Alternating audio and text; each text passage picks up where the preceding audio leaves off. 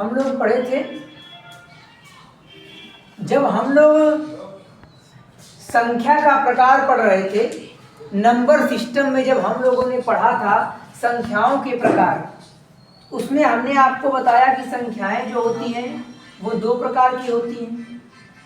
पहला वास्तविक संख्या और दूसरा काल्पनिक संख्या। काल्पनिक संख्या।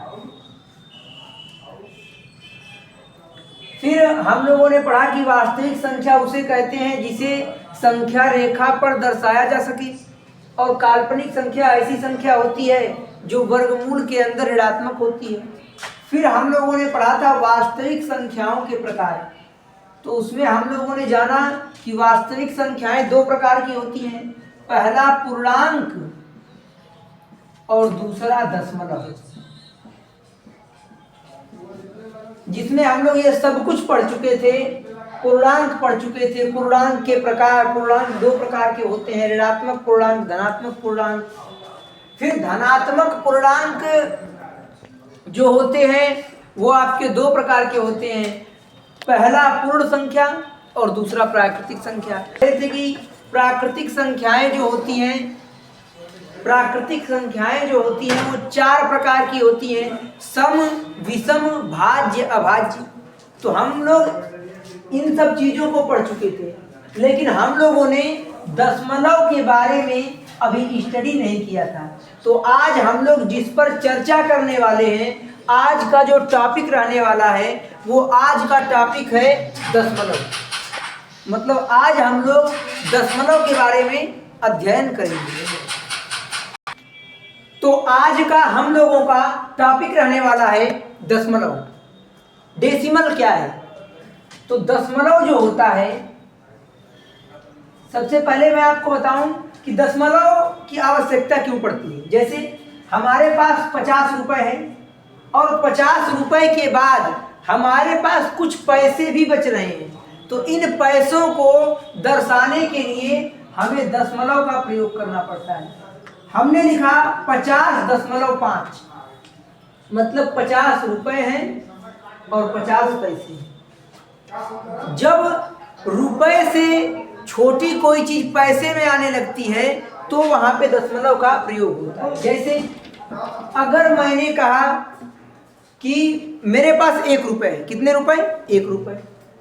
आप लिख देंगे आई हैव 1 रुपीज, मेरे पास 1 रुपए है। लेकिन अगर आपके पास मात्र 50 पैसे, तब आप उसे कैसे लिखेंगे? अगर आप लिखेंगे ऐसे 50, तो ये तो 50 रुपए हो जाएंगे ना, तो आप 50 पैसे को कैसे लिखेंगे? तो 50 पैसा क्या है? 1 रुपए से छोटा है, तो वहां पर आपको डेसिमल का प्रयोग करना होगा, वहां पे आपको दशमलव का प्रयोग करना होगा। तो आप लिखेंगे 0.5, मतलब कि आपके पास 50 पैसे हैं। अब आप लोग कहोगे कि सर ये तो 0.5 लिखा है, तो आप इसको 50 पैसे क्यों पढ़ रहे हैं? क्योंकि नियम होता है दशमलव के बाद आप अपने मन से 0 बढ़ा सकते हैं, तो ये 50 पैसे हो जाएंगे। ठीक है। अब कुछ लोग कहेंगे सर ऐसा क्यों नहीं करते हैं, अगर दशमलव के बाद अपने मन से 0 बढ़ा सकते हैं तो हम 0.5 के बाद हम 2 0 बढ़ा देते हैं अपने मन से। तो बाबू ये गलत हो जाएगा। इसका मतलब होगा 500 पैसा, और एक रुपए में 100 पैसा होता है, और अगर ये 500 पैसा है तो मतलब ये 5 रुपया है, और अगर ये 5 रुपया होता तो हमको दशमलव लगाने की आवश्यकता ही क्यों पड़ती? तब तो हम डायरेक्टली लिख देते इसको ऐसे 5 रुपए। ये 1 रुपए से छोटा था, तभी तो हमें दशमलव लगाने की आवश्यकता पड़ी है। चलिए, तो दशमलव के बाद आवश्यकता अनुसार 0 लोग अपने मन से बढ़ा सकते हैं। आइए आगे हम लोग अपने टॉपिक पे आते हैं। तो दशमलव जो होता है ये 2 प्रकार का होता है। दशमलव जो होता है ये 2 प्रकार का होता है। पहला होता है शांत दशमलव,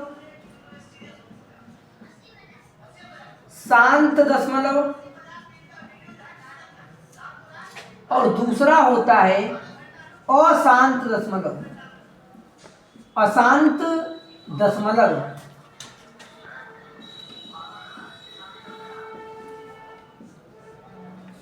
अब हम लोग सबसे पहले पढ़ने वाले हैं शांत दशमलव। तो शांत दशमलव किसे कहते हैं? ऐसा दशमलव जो भाग की प्रक्रिया में पूरी तरह से विभाजित हो जाता है उसे शांत दशमलव कहा जाता है।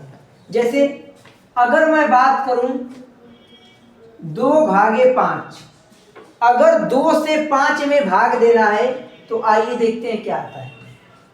2 से आप 5 में भाग दीजिए तो 2 दूना 4 हो जाएगा, यहाँ 1 बचने वाला है, दशमलव लगाएंगे, 0 बढ़ाएंगे, 2 पंजे 10।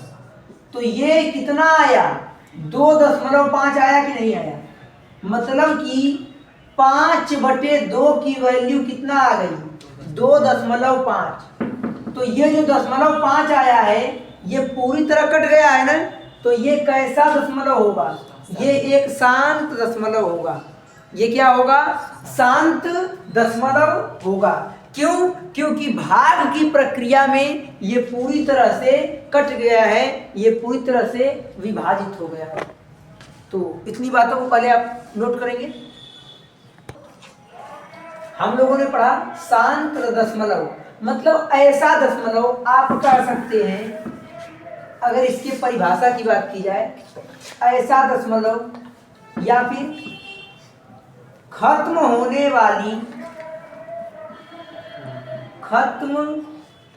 वाला दशमलव।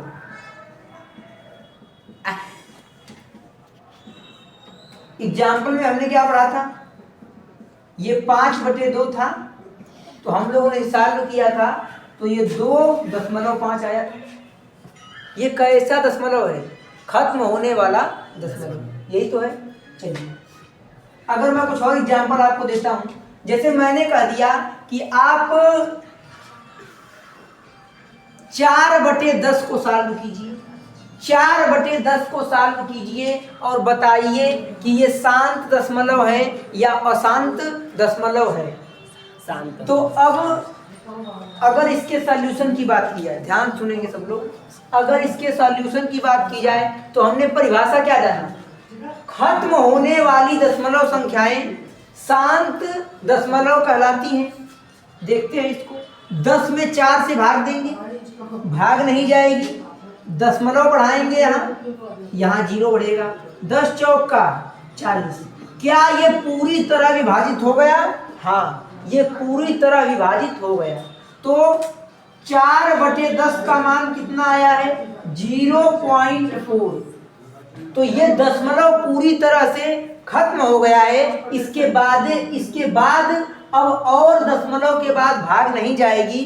तो ये दशमलव जो होगा ये किस श्रेणी में आएगा? ये आएगा शांत दशमलव की श्रेणी में। आइए, तो शांत दशमलव सब लोग समझ चुके हैं, ऐसा दशमलव जो पूरी तरह खत्म हो जाए। अब आते हैं अशांत दशमलव पे कि अशांत दशमलव क्या है। इसमें आप लिख सकते हैं खत्म न होने वाला दशमलव, खत्म न होने वाला दशमलव। मतलब आप कह सकते हैं ऐसी दशमलव संख्याएं जो खत्म न हो, जो दशमलव के बाद भी लगातार विभाजित होती रहें, उसे हम अशांत दशमलव कहते हैं। खत्म न होने वाली दशमलव संख्याएं अशांत दशमलव कहलाती है। आइए इसके एग्जाम्पल को हम चेक करते हैं। जैसे अगर मैंने लिखा 10/3 एज ए एग्जाम्पल, अगर मैंने लिखा 10/3 क्या है? शांत दशमलव है कि अशांत दशमलव है? तो 3 में 10 से भाग देंगे सब लोग। 3 में 10 से भाग नहीं देंगे, हमेशा हर से अंश में भाग देते हैं ना। तो 3 से 10 में भाग देंगे हम लोग। 3 तिरिके 9 हो जाएगा, 1 बचेगा, दशमलव लगाएंगे, 0 बढ़ाएंगे, 3 तिरिके 9, 1 बचेगा, फिर दशमलव लग चुका है, अपने मन से 0 बढ़ जाएगा, 3 तिरिके फिर से 9 हो जाएगा। मतलब आपको यहाँ पे निष्कर्ष क्या निकल रहा है? दशमलव के बाद ये संख्या पूरी तरह से विभाजित नहीं हो रही है, बल्कि ये मान दशमलव के बाद बढ़ता ही जा रहा है। 3.33333, ये कभी कट के समाप्त नहीं होगा। तो ऐसा दशमलव जो पूरी तरह से खत्म नहीं होता है उसे अशांत दशमलव कहा जाता है। तो आप कहेंगे इसकी वैल्यू आ रही 0.333, सॉरी 3.33 है ना, 3.333 डॉट डॉट डॉट। क्या ये खत्म हो रहा है? क्या ये पूरी तरह कट रहा है? तो ये पूरी तरह नहीं कट रहा है, इसीलिए इसका नाम पड़ा है अशांत दशमलव। कुछ और एग्जांपल्स मैं आपको दिखा देता हूं। जैसे अगर मैं कहूं 11/3, ये कैसा दशमलव है? शांत है कि अशांत है? 3/11, 3 तिरिके 9 हो जाएगा, 2 बचेगा, दशमलव लगाएंगे, 0 बढ़ाएंगे, 3 छक्का 18 हो जाएगा, 2 बचेगा, फिर 0, 3 छक्का 18, 2 बचेगा, फिर 0। मतलब क्या ये संख्या दशमलव के बाद खत्म हो रही है? ये बढ़ती जा रही है। ये 3.66666 रिपीट होता जाएगा, ये रुकेगा नहीं। तो ऐसी दशमलव संख्याएं जो खत्म नहीं होती हैं उन्हें अशांत दशमलव कहा जाता है। तो जो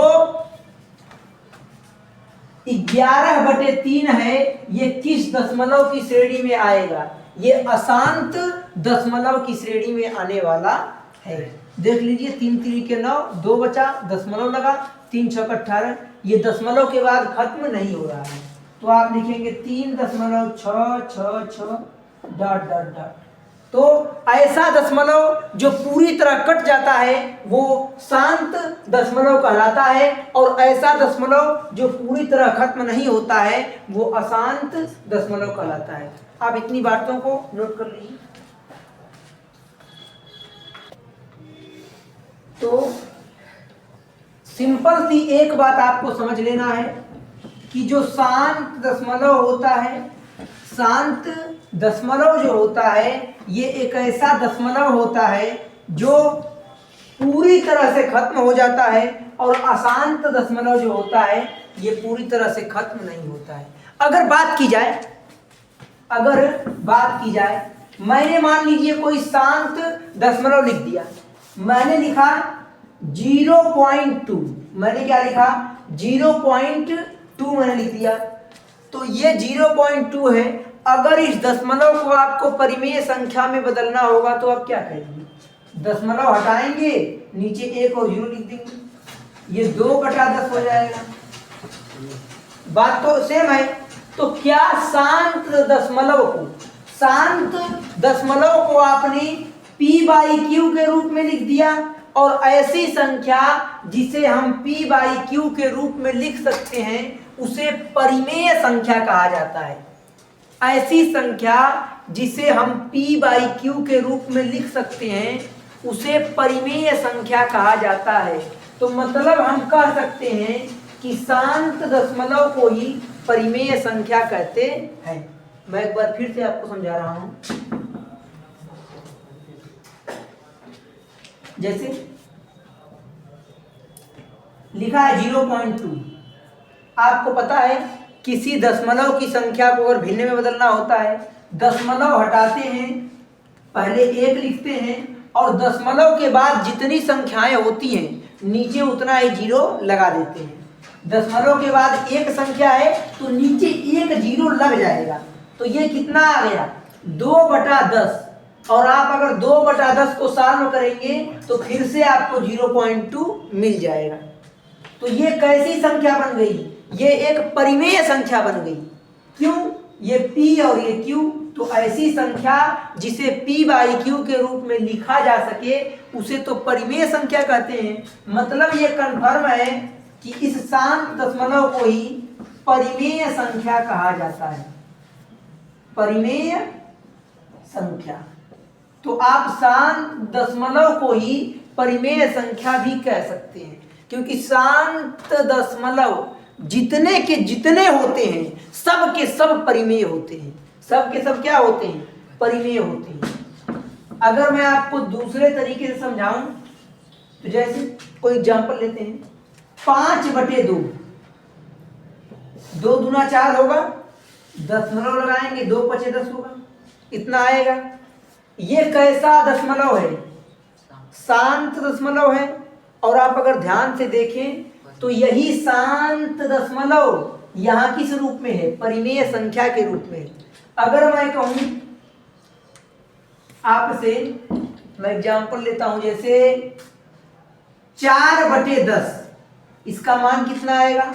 आप 10 से 4 में भाग करेंगे, दशमलव बढ़ाएंगे, यहाँ 0, 10 चौक का 40 हो जाएगा, 0.4। अब बताइए ये क्या शांत दशमलव है? तो हाँ, ये शांत दशमलव है। अब बात आई कि यही शांत दशमलव यहाँ देखिए किस रूप में है? परिमेय संख्या के रूप में है। तो आप कह सकते हैं कि शांत दशमलव को परिमेय संख्या भी कहते हैं, परिमेय संख्या भी कहा जाता है।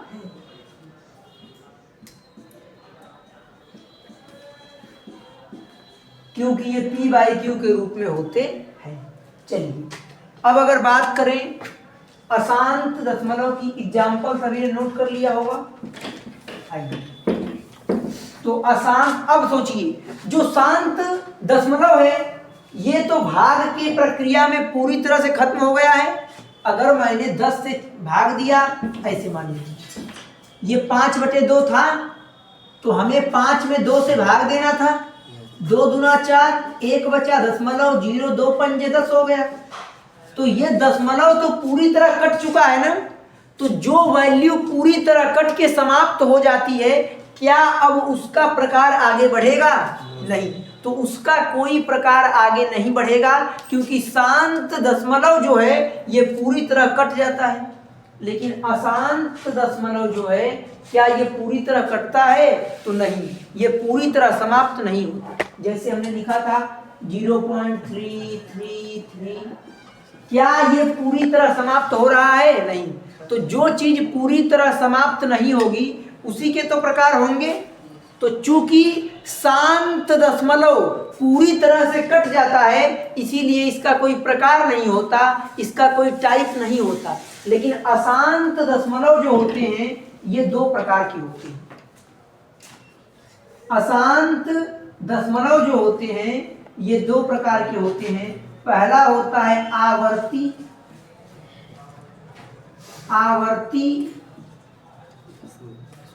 दशमलव, और दूसरा होता है अनावर्ती दशमलव।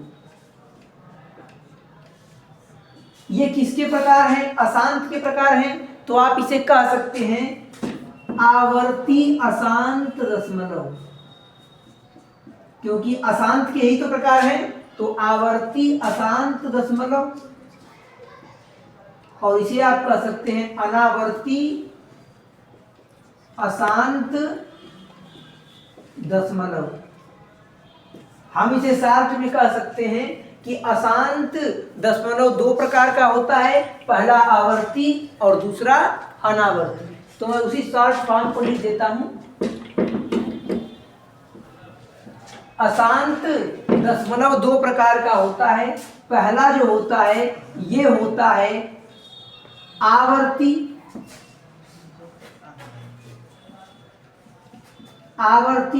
और दूसरा जो होता है ये होता है अनावर्ती। अब बात आई कि सर आवर्ती किसे कहते हैं? तो ऐसी दशमलव संख्याएं जो बार बार रिपीट होती हैं, ऐसी दशमलव संख्याएं जो बार बार रिपीट होती हैं उन्हें आवर्ती दशमलव कहा जाता है। जैसे मैं बात करूं 10/3,